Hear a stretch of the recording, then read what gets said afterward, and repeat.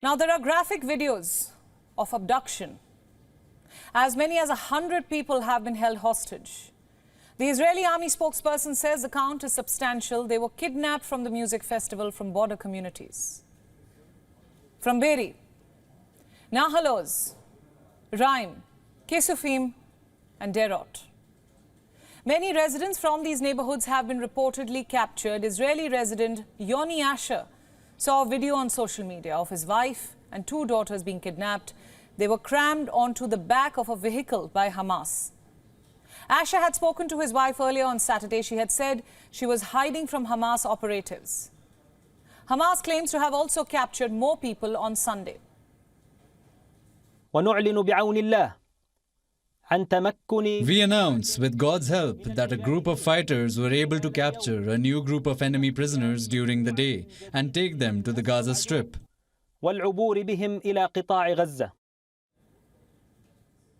The armed wing of Hamas, the Al-Qassam Brigade, also claims to have captured soldiers, at least a dozen Israeli soldiers, it says.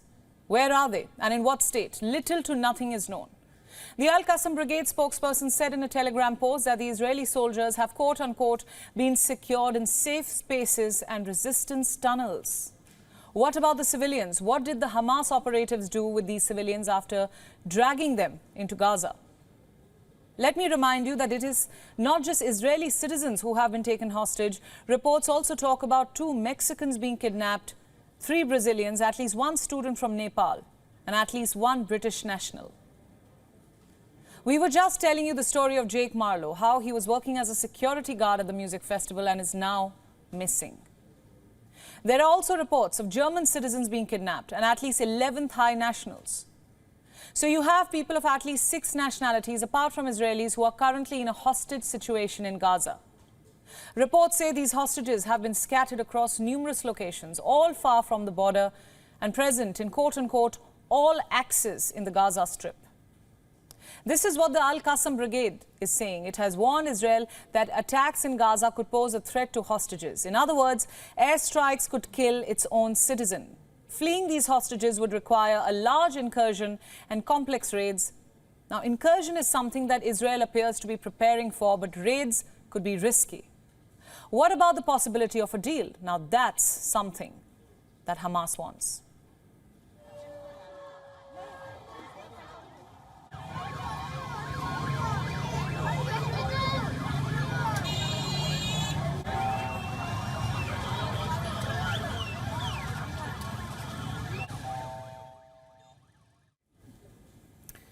History has a story. In 2006, an Israeli soldier was taken hostage. His name was Gilad Shalit.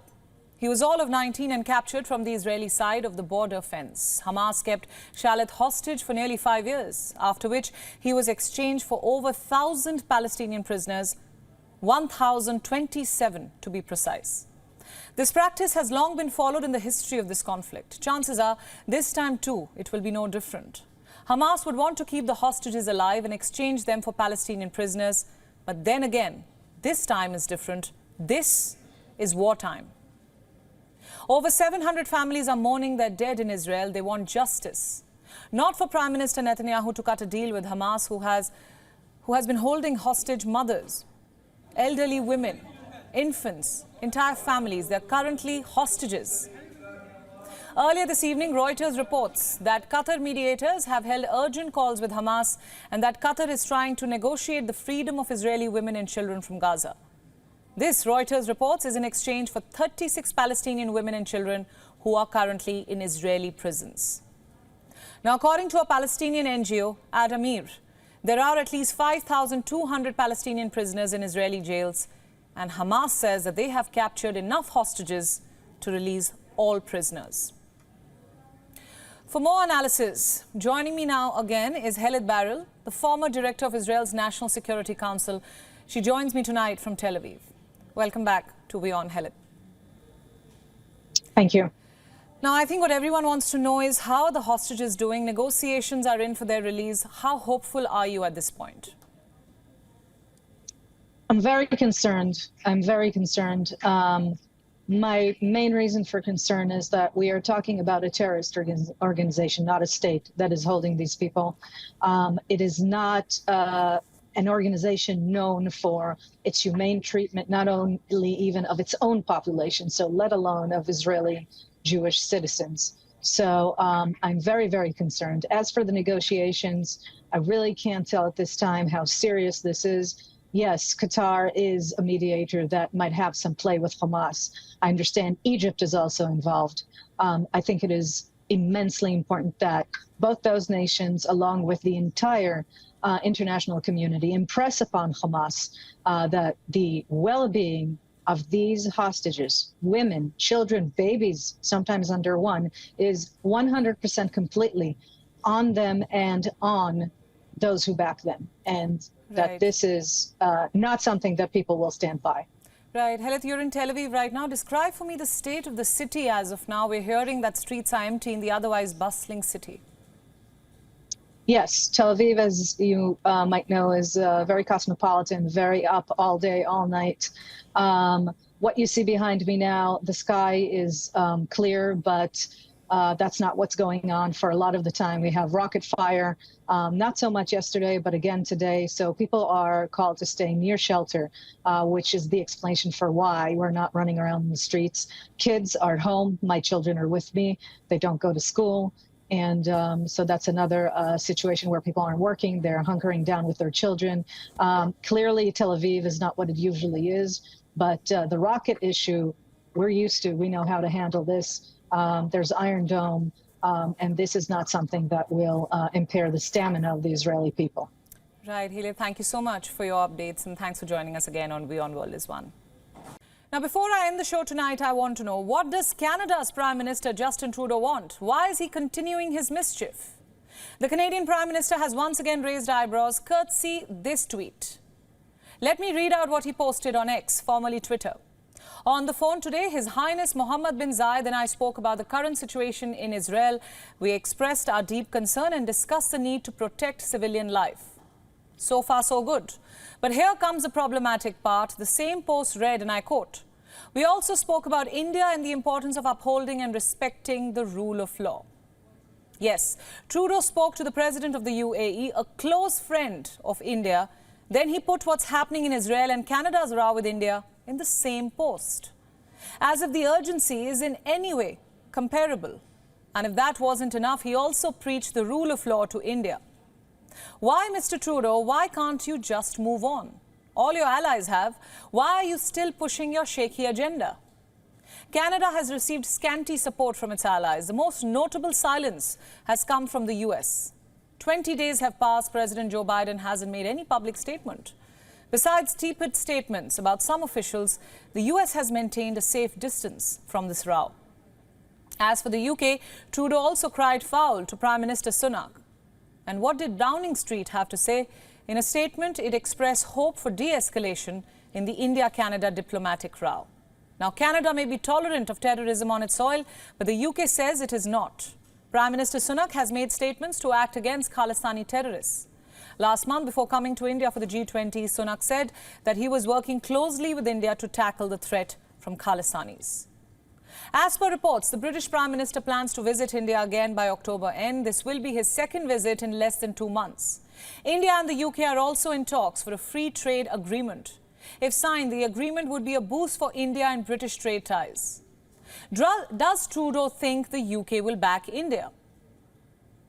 Canada stands largely isolated on the global stage at this point. The US and the UK haven't done much. So Trudeau tried his luck with the UAE. He tried to provoke one of India's most important friends. Little does he know that India-UAE ties are too strong to be shaken by his unfounded claims. These countries have been friends since 1972. There have been high-level bilateral visits between the two sides from time to time. In fact, only last week, the India-UAE high-level joint task force meeting took place. The two friends are part of several multilateral platforms, such as the I2U2. When India hosted the G20 summit last month, it invited the UAE as a guest country. The UAE is the second largest export destination of India. Last year, it was India's third largest trading partner. Need I tell you more? The bottom line is, India and the UAE ties run deep, and if Trudeau thinks he can win the UAE's favor through one phone call and some baseless claims, he would be delusional, to say the least. Trudeau is yet to present any evidence for his so-called credible allegations against India. Once again, I'll raise the same question. Where is the proof, Mr. Trudeau? Let me be clear, this whipper-snapper leader's unfounded claims are not going to disturb these strong ties. The rocket attacks in Israel, the images of flashbangs flying in the skies, the images of Hamas fighters on the streets, they all make one thing absolutely clear. Hamas is not alone. Its stockpile has not been exhausted. It still has reinforcements flowing in. This is despite Israel's retaliation. In the last 72 hours, Israel has struck Hamas hideouts, carried targeted strikes on its camps and killed a host of its fighters. Yet, Hamas still stands. How? On its D-Day alone, it launched more than 5,000 rockets into Israel. One would assume this would have exhausted its arsenal, but no, there are still rockets being fired. How many does Hamas really have? Experts say it's nearly impossible to estimate. In 2005, when Israel withdrew from Gaza, Hamas allegedly established a covert supply route with Iran and Egypt. This route included an intricate tunnel network. It apparently runs beneath the Egypt-Gaza border, remaining largely hidden from the global community. Are these hidden networks the reason why the US is rushing to choke the water surrounding the Gaza Strip? Are they the reason why the US Navy is deploying its strike force in the region? Is the aim to provide intelligence to Israel about Hamas's movements? Well, we shall never really know. And to understand the chaotic situation better currently in Gaza and how the situation could play out, we are now being joined by Frederick H. Fleitz from Washington, D.C. He is the former NSC Chief of Staff and a CIA analyst. Frederick, welcome to WION. Good to be here. The visuals coming in from both sides of this war are terrifying. I think the biggest question at this point is, how did we get here? Did American intel also not see this coming? I think that's the question everyone's asking right now. Obviously, American intelligence did not see it coming, but Israeli intelligence, the Mossad, has one of the best capabilities in the world, human sources in Gaza, electronic surveillance, and somehow Hamas was able to evade Israeli and American intelligence. And I think the way it did that was not just an understanding of the capabilities of these intelligence agencies, but Hamas had a great deal of help. I think the Iranians were working very closely with Hamas to plan for this operation and to also to teach Hamas operational security so preparations for this vicious attack would not be detected. Right. Now, let's review things as they stand as of now. We know that negotiations are on between Qatar and Hamas. What's your reading of the hostage situation? What can you tell us about their condition? It's a very dire situation. Israel wants to free these hostages, but if we're going to talk about Qatar, Qatar harbors Palestinian leaders, and there's also Palestinian leaders, Hamas leaders. There's Hamas leaders living in Turkey. And I believe enormous pressure should be put on Qatar and Turkey and anyone else who enables this vicious terrorist, Nazi-like terrorist organization to turn these leaders over so they can face justice in an international tribunal. Right, absolutely. Frederick, thank you so much for all your insights. Thanks for joining us on WION. Good to be here.